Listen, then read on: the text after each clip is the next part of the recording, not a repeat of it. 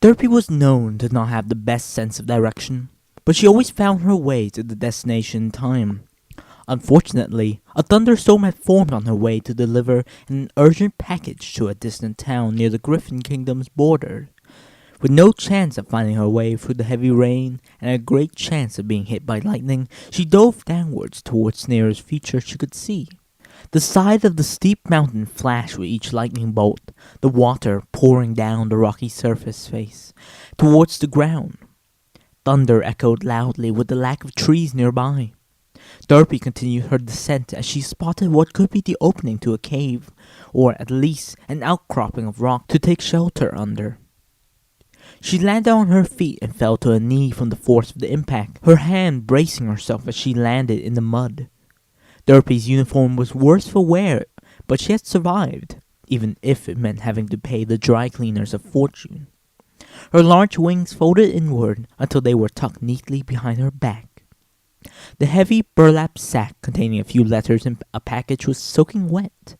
Luckily, the lining of the bag and the sheer amount of water the burlap absorbed caused the rest of the rain to pour off the sides to the ground.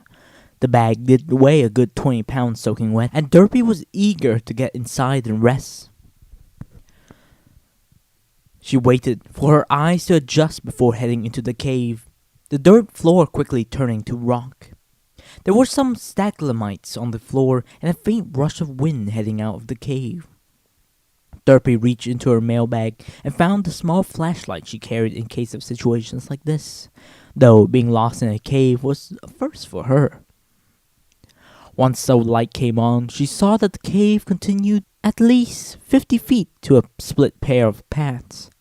It was dry ground, and she set down her sack of mail and began to wring the water out of her hair, tail, and jacket. After half an hour, her clothes had gone from soaked to damp, and she had found a nice alcove closer to the two paths. Derpy's flashlight had been off, and her eyes had gotten fairly accustomed to the dark. The whole time, she couldn't help but wonder what was down the two paths. She debated against the idea of wandering further into the caves, even with her sense of direction, but curiosity got the better of her. Now, with just her flashlight, she headed towards the two paths. She turned it on and illuminated the two corridors. The one on the right seemed a bit shorter, so she went that way first. As she rounded the corner, a large shadow loomed out in front of her, causing Derpy to scream. Seconds later, she felt a sharp crack against her head, and the world spun. As she landed on the floor, she saw the flashlight crash in front of her, lens shattering, before she blacked out. Derpy groaned as she woke up, her head throbbing where a large rock had hit it earlier. She blinked a few times and waited for her vision to clear, and in the darkness, it took minutes longer for her to realize where she was. Once she regained her composure, she tried to sit up and rub her sore head, only to find that she couldn't. Her hands were stuck to something, and she soon found her feet were too. In the dark, it was hard to make out the thick leather cuffs on her wrists and ankles, but the faint gleam of a metal buckle had caught her eye. She seemed to be strapped down rather strictly to a wooden table of some sorts. "Oh, good. You're awake." Derpy turned to face the voice, seeing only darkness. "Who's there?" "Oh, you know who it is. After all, you found our secret base. From now on, I'll be asking the questions." There was a sharp pain in Derpy's thigh as she let out a yelp before tensing up. Looking to her right, she saw a griffin with a syringe in its claw, having just injected her with some sort of medicine. Despite appearing much like ponies, the griffins had a beak and talons much more reminiscent of a predator than the fingers and toes that were normal in Equestria. They were the sort of monsters you would tell a foal about to make them behave. What?" Derpy looked around for the original voice. "The secret base? I'm just on my way to deliver a package." There was laughter from a few directions, quickly hushed. "Oh?" A griffin stepped closer to the table. Derpy couldn't see more than a couple of feet from the table, but knew with their improved vision, the griffin had no such difficulties. It was then, as she considered him eyeing her body, that she realized she had no clothes on and froze in terror. I'm naked, she exclaimed. Yes, and thanks to the drug we injected you with, you'll be begging to spill your state secrets to us. She tugged at the restraint as hard as she could, getting fed up and worried at what was going on. Is this a prank? Dash, are you out there? Oh, is Dash your handler? The griffin plucked a feather from Derpy's wing, which sent a jolt of pain through her shoulder. The drug had heightened her senses, causing a fiery sensation and a throbbing pain where the feather had been. Ow! She tried to tuck her wings under their back, but the wooden table had become very uncomfortable. Each time her wings brushed against the rough wood again, it felt like electricity was coursing through the limbs. Small splinters suddenly daggers against her skin. Is Dash your handler? The griffin blew across her stomach, ruffling the thin grey hairs. Derpy began laughing, chest heaving, as the slightest of sensations was amplified. Her fit of laughter had barely started when he stopped for a moment and the question was repeated. While she tried to catch her breath, the griffin brushed the feather between her toes. Her opportunity to confess to state secrets, which Derpy knew none of, had passed. She began to laugh and her stomach contracted over and over, quickly tiring and becoming painful as her diaphragm burned and her eyes watered. Once the griffin stopped, Derpy gasped greedily to catch her breath, her chest sore and her stomach feeling like she had done a few dozen sit-ups. Who do you work for? Please, I don't know what you're talking about. There was a storm. Derpy writhed against the cuffs, which dug into her skin and made her hands turn white. The griffin had resumed brushing the feather back and forth across the soles of her feet. It felt like a million tiny ants were dragging small hairs across each foot. Her toes curled to the point of extreme pain as she tried to protect her sensitive soles. Her feet might have been bent themselves in half were it possible, as no amount of wiggling or tugging had saved them. Even as the familiar burn of exhaustion hit the tired muscles surrounding her lungs, the aches as she strained the tendons of her feet were still 10 times worse.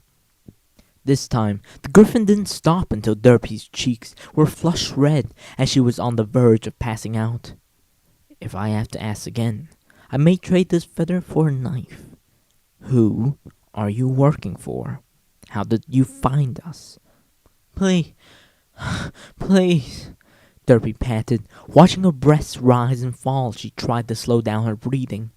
She felt dizzy and wanted to just explain that she didn't know what had gone wrong. This was all a misunderstanding. But she could barely say her name, let alone explain. Please, not a spy. There was a loud sigh and a look of dejection on the griffin's face. Not a spy, and yet carrying a dead drop in her mailbag. As Derpy began to ponder this, the feather was pulled along her inner thigh. As it neared her womanhood, it began to brush along both thighs. The laughter hit her hard and fast, causing her to jerk against her restraints and flare out her wings in an attempt to escape. It was just as futile now as it had been earlier. Derpy cried, as the laughter became more of a burden and far less funny than the name implied.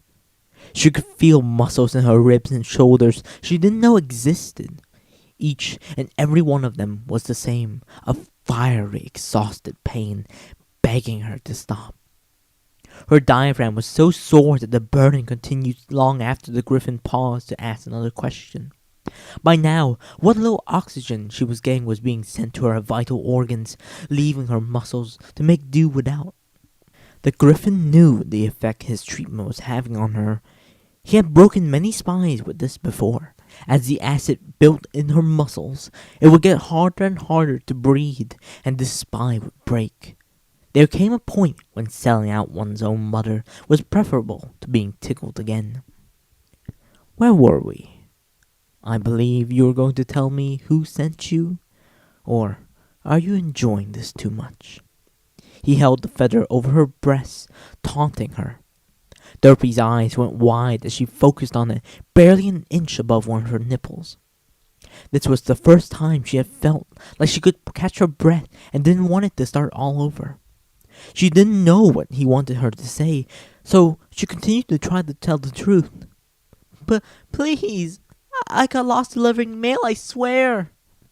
The feather slowly fell onto her nipple and brushed across it, then circled below the breast. As Derpy broke out in laughter, the feather had a harder and harder time staying in place. The griffin idly drew her chest with the feather as he admired her bouncing and squirming.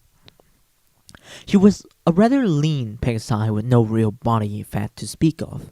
Most Pegasis were athletic, though this one seemed a bit thinner and more frail than the average Pegasus. He hummed to himself as he saw her face flush red again and stopped.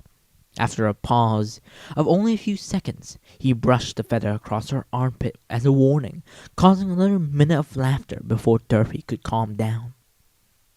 Sadly, I'm beginning to think more extreme measures will need to be taken. Derpy mouthed wordlessly as she tried to get enough of a breath to say something, anything, to the griffin. Her entire body was aching now, and the ceiling was spinning from her dizziness. Part of her wanted to make stuff up in order to try and get him to stop, but even that thought was nearly impossible as she continued to fight to stay conscious. The griffin finally put the feather down and went to her knees. He took hold of each one and began to squeeze above the kneecaps. Derpy was crying long before she began laughing. This time it was a different sensation altogether, one her body hadn't had any time to get used to. As he applied pressure, she began to thrash around in the restraints, sure that she would die if he kept tickling her. He hooked something up to the end of the table, and Derpy twitched as a fluffy pad touched her foot. Please, just tell me what to say. Another pad touched her foot, and the griffin moved upwards. She got a good look at what he was doing as a metallic hand was attached to the table.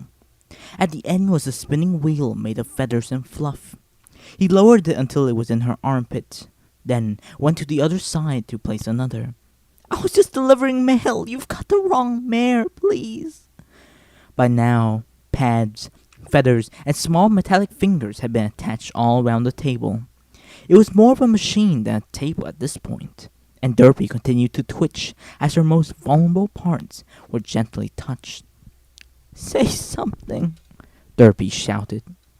The griffin stepped up to her and stuck a syringe in her leg, delivering more of the powerful drug to her system. One way or another, I'll find out who sent you. I'll find out your favorite fruit, your first kiss, the dirtiest fetish you have. Whatever I want to know, you will tell me. He flicked the switch and current flowed to the machine. The pads against her feet began to spin, while feathers between her toes started to push forward and back. Derpy had begun to laugh as the pads in her armpits, against her breasts, and along her sides and thighs began to work. She started to thrash as the familiar pain in her stomach came back, but the machine stopped. Tell me who you work for, or I won't stop the machine next time.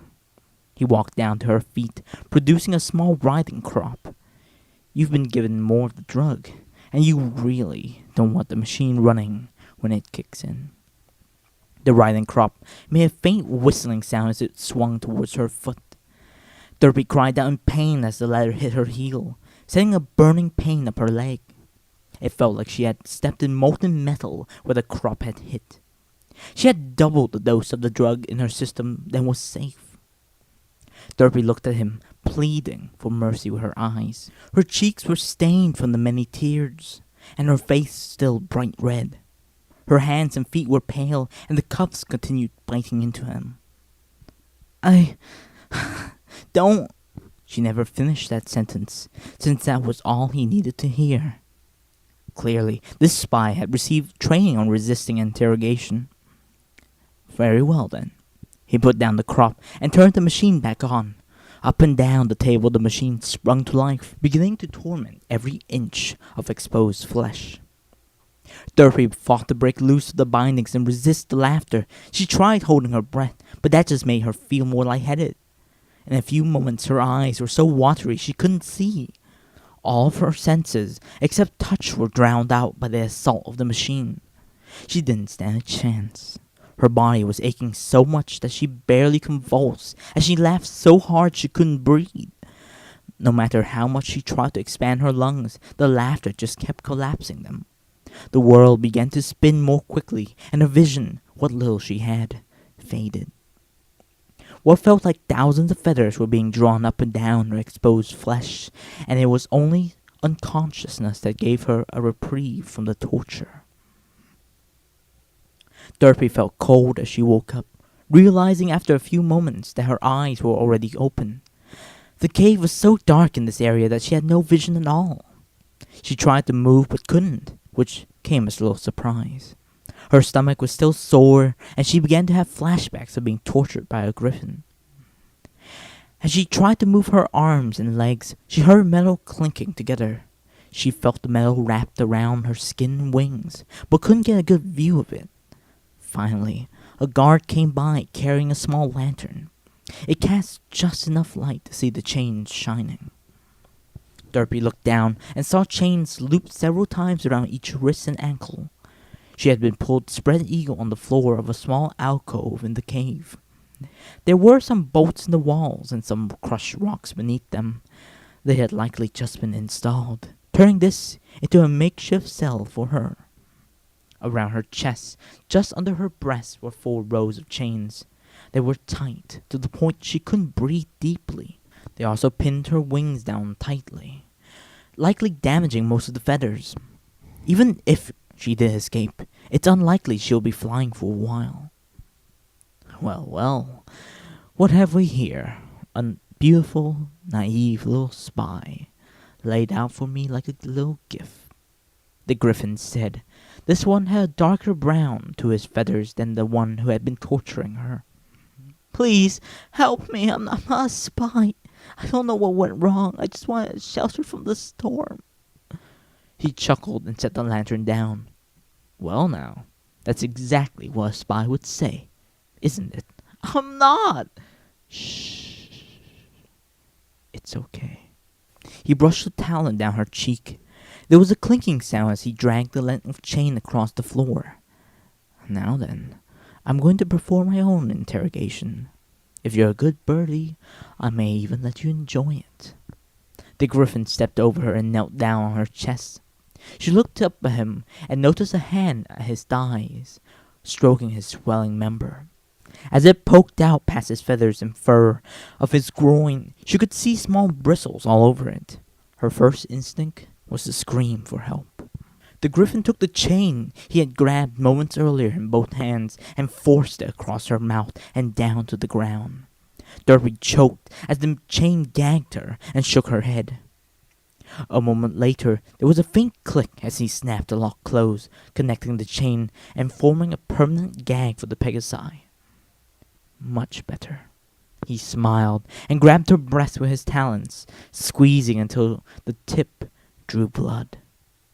Derpy let out a garbled scream and thrashed about as he sat there, now fully erect from her struggles. She kept trying to fight, the chains rattling fairly loud. As he groped her breast, she felt a sharper and sharper pain as the talons bit into flesh. Keep up that squirming and I might slice these right off. Derpy whimpered and slowed down for a moment, breathing a sigh of relief as the pain in her breast subsided. The griffin raised his legs and scooted downwards, his rigid cock scraping along her stomach. It felt a bit to Derpy like a cat's tongue, the avian organ covered in tiny hooks. She shuddered and let out another loud shout as the dick brushed over her clitoris, tiny hooks raking across it. This led him to squeeze her breasts again, digging the talons in. For a griffin, such foreplay would have been arousing, but they had been built for other birds, not for ponies. The flared tip of his member pushed against her labia, feeling smoother than it had when dragged down her stomach. The backward-facing barbs gave no resistance to being pushed into Derpy. Inch by inch, he slowly forced himself in, not caring that the chained mare wasn't wet. She could get there soon enough, and it felt the same to him anyway. After another moment, he finished sliding in, and their hips met. He let out a soft, content moan. This is my favorite part of the job. When the spies refuse to talk, I get to have some fun. And when they finally do talk, well, nothing arousing about a shallow grave. He smirked, looking down into Derpy's wide eyes. As he pulled his member back for another thrust, it tried to tug her vagina along with it. All the tiny barbs resisted being pulled out, making the member feel like it was glued inside her. Then, as the force became too great, it raked along her insides. Normally, it would stimulate the griffin female and remove a competitor's sperm, but the soft pony flesh had neither the toughness nor rival seed in it. Derpy began sobbing and struggling again as she felt her pussy burning. The griffin's member twitched as he forced it back in. He began to use her breast for leverage, his talons having sunk in about half an inch. His slow thrusts became less painful as Derpy's body got used to it. Her raw labia was finally coated in her arousal and small amounts of blood. She didn't enjoy what was happening to her, but couldn't deny that it felt good. It was a violation, but it was also a level of intimacy she hadn't experienced in months. If what he said was true, it may be the only intimacy she had for the rest of her life. The griffin hit his temple and continued thrusting into Derpy. At times it almost sounded like she was moaning in pleasure, though her groans of agony sounded much the same through the chain gag. Derpy had pulled the chain taut as her body tightened up. She wanted to stop him but lacked the strength. Instead, she could only lay there and let him take her. She closed her eyes, causing a couple of tears to fall, but this just made her more aware of how aroused she was getting. Hormones in the griffin's muss had caused her to become more horny and compliant. As the griffin sped up his thrust, he let go of her breast and grabbed her arms, circling the talons around them. He began to hit her with his full force, his members stretching out the burning tunnel as it raked in and out. Both testicles lifted up as the muscles in his abdomen tensed and his cock twitched. Derpy felt a stinging sensation as the griffin pumped his seeds into her. The sore flesh and the acidic seed made her stomach feel as if it had a small fire burning within. The griffin thrust forward one last time, holding himself there as the majority of his load was shot into the griffin. He finally let go and relaxed, leaving his member inside her. That was wonderful. He brushed the tears from her face. You know, tell me who sent you, and maybe I'll let you come too. Derpy was too disgusted to look at him, let alone talk, but she was incredibly horny. She almost wanted to list off names of ponies at random until they let her go. However, she couldn't with the gag, and if she could, she had no guarantee her execution wouldn't follow. The guard finally pulled out, leaving her ruffled tail and mane sprawled on the floor. Some of his seed slowly dripped out onto her tail, and Derpy twitched from time to time. Well then, I'd say you're fine like this for the night, spy. Sleep tight. He picked up the lantern and blew out the light. Now, he could see Derpy, but the mare could not see him. The guard stood back a ways, humming happily to himself as his half-erect member still hung out in the open. Normally, if torture didn't work, the threat of rape got the spies to talk. This Pegasus, however, was clearly one of Celestia's most highly trained operatives.